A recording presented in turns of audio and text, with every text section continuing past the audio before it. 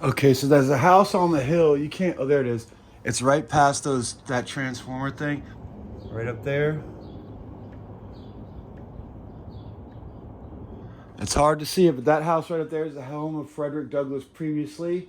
And then those, I think, were presidential helicopters that flew by. And then I showed you the Capitol Dome out the window here from the apartment where I live at right now.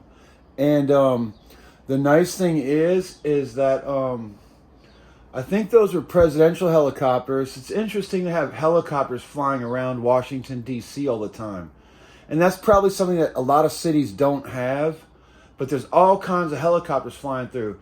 And I think those were two of the presidential helicopters because I used to live in front of the White House at the White House Peace Vigil. And actually, when they take off, most of the time you can't see them from the White House Peace Vigil. However, I think those were those, but if there was only two, then that would mean the president was not in them. Um, but I see a lot of cool helicopters here all the time.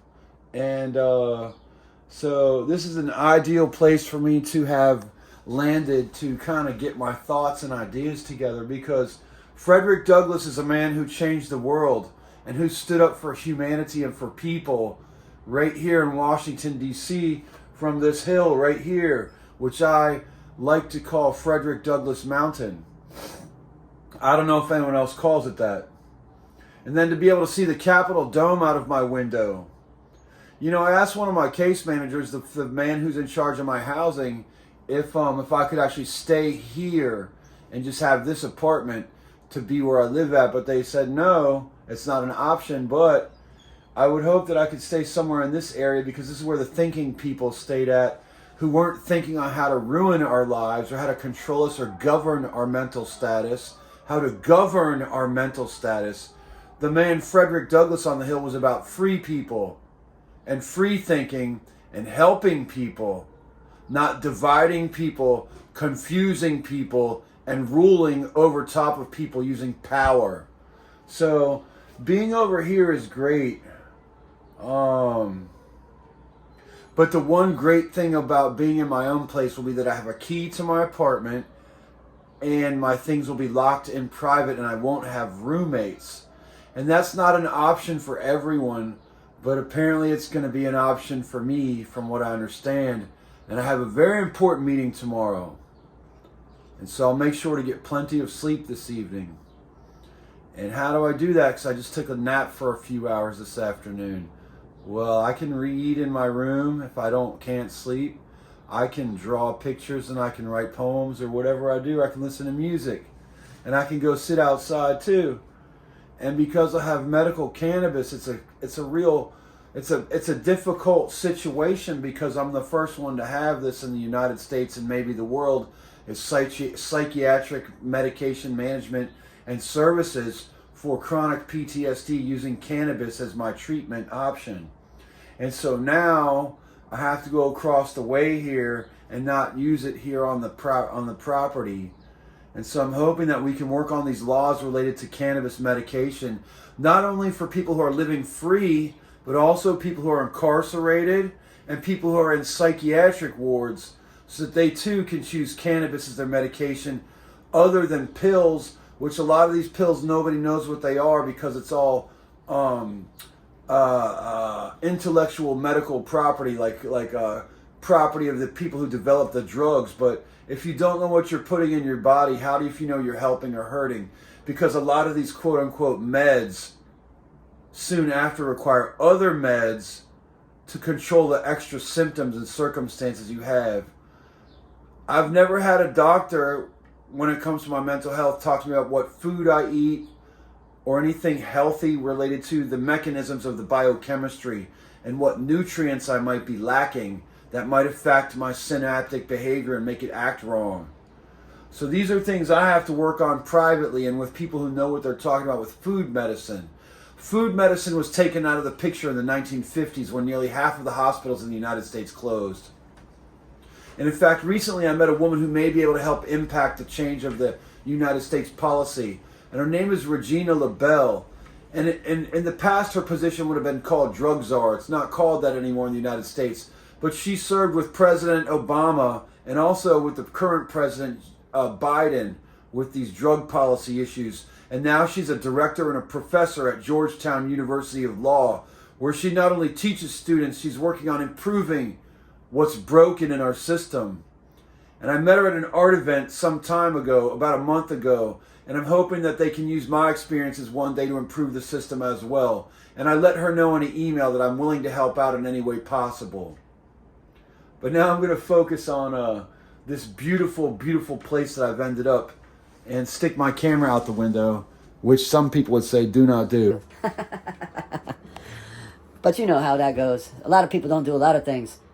And then a lot of things never change or get done. So some of us have to get the risks out there. So let's get some risks.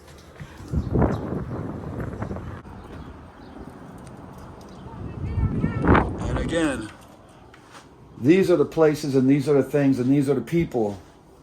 And we are for the people that I represent. And I don't know all the people I represent because I work for God. Crazy? Yes. Ask the United States of America, District of Columbia, and the Commonwealth of Virginia. Dangerous? No.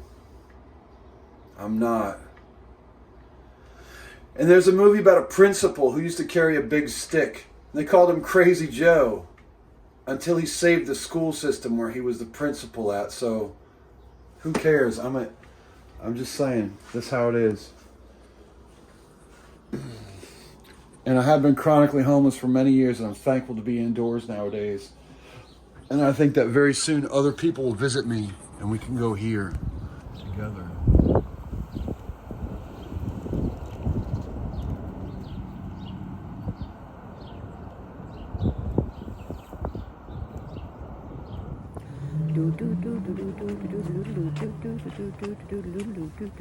So when you're doing new groundbreaking things with medical cannabis, you have to be flexible. You can't tell people what to do, and you have to play your part. So there's not a director. Like I said, I'm learning how to play my part. I just had to fix the memory on my phone and delete a few things. Anyways, that's the home of Frederick Douglass, right up there when he used to live there. And think about how he would impact the world and make it a better place. So now I'm going to sit down here and smoke some medical cannabis and do that. And look, there's the cops right down there. Don't believe me? Watch.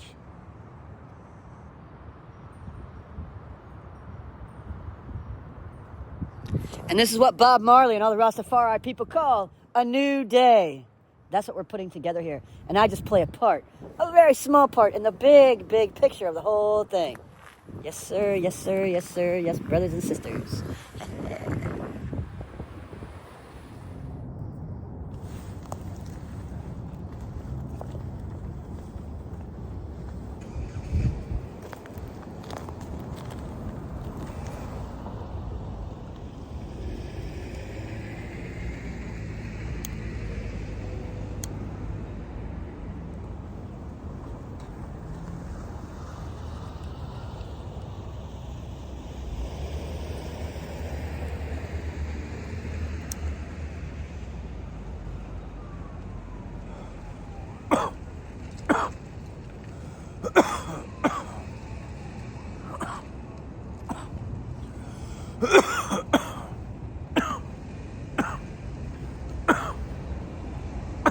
And this is how wild it is. I've been working with a certain psych medication management company for psych medication management, cannabis for chronic PTSD. I've got temporary disability here with the city, the district of... What I was trying to say earlier, right over there near Frederick Douglass's house, is that I'm just happy that I can lead the way for medical cannabis for some folks. And I stand on the shoulders of giants, and I'm a little speck. But I'm going to do my part and keep continuing with my efforts to maintain my medication treatment for chronic PTSD with medical cannabis here in the nation's capital of the United States of America, Washington, D.C. Right here on Frederick Douglass Mountain, I think is where many people have changed the world. And I'm going to do my part to help change the world too, from right here on Frederick Douglass Mountain or right here near somewhere near here. Anyways, good night from Washington, D.C. I'm cooking some food right now and hoping to talk to an old friend or two this evening on the phone. We'll see what God has in store. And then tomorrow, if I wake up, even though some days I hate the world, tomorrow when I wake up, I can give thanks and praises again for something else and keep trying to figure out what my part is here on the planet according to God's will. And that's how I live my life. And that's my job, is to do that. And I think that's everyone's job. And I'm not saying you have to do what I do or go to the same church I go to or pray the same way that I do. But just remember that God exists 100%. And there's a lot of people congregating here in the area right now to do the work of God. And it involves figuring out legislation and ways to use the systems that exist to transform our culture and our society in the United States and hopefully lead the world. And it's not about shooting everybody, although that's a fucking option. Not everybody, just, the government leaders. And that's what I've been told. Washington, D.C. government leaders. The federal leaders and also the state leaders. But that's not an option that I embrace at all. I embrace legislation. And that's kind of like Rita Marley's war. If you look at her, listen to her album, I think it's called Harambe, which means communication and working together. You look at the song about war, and she says, wouldn't it be nice if we had a war without guns? No one giving orders to kill, no one saying fire at will. And that's what this is about. Figuring out the new way to change the planet rather than the same old way, same old way, same old way. And so the only thing the hippies got right, and I'm going to say this straight up, is flower power. Everything else was just people getting wasted, doing a bunch of weird drugs, ruining their lives and having children they didn't want. And then what did we have? The latchkey kid generation. And I'm of that first generation of idiots that developed from not having parental guidance or family structure. And we had cable television, Coca-Cola, granulated sugar by the gigantic spoonful, Cheerios and frozen pizza and 2% homogenized milk, and a few other weird things. So we have a lot of work to do as adults in the United States of America, and especially here in Washington, D.C. Because apparently the people who make the laws think everybody owes them $100,000 each, stacking up right now to $34 trillion in debt, if you believe that number. And so, for the children, we have to do this work. And I don't have children yet, but one of my callings from God is to start a family. So, I do clean up nicely, and I plan to get some nice clothing and get a few nice tattoos. So, don't give up on me yet, ladies. And all you weird hoes that fucked me over in the past, well, that's too bad. But guess what? I'm not in charge, and I'm an asshole anyways. I'm a pussy, too. That's why I was beaten recently instead of able to defend myself. But, you know what they say? Life goes on. Plus, if I clean my teeth and brush them more regularly and have more stability in my life, or if I get used to using a calendar and living inside and having a bathroom and a kitchen, can you imagine my possibilities? That's right. You'll be calling me DeBoner. You'll be like, damn, that dude's DeBoner. How'd he do it? And everyone will say, I don't know. We called him crazy. And he is. And he still did it. So, in the famous words of the local official music, hee-haw, hee-haw. Because you got to preheat the oven when you get some of this. Let me get some of this. Let me get some of this.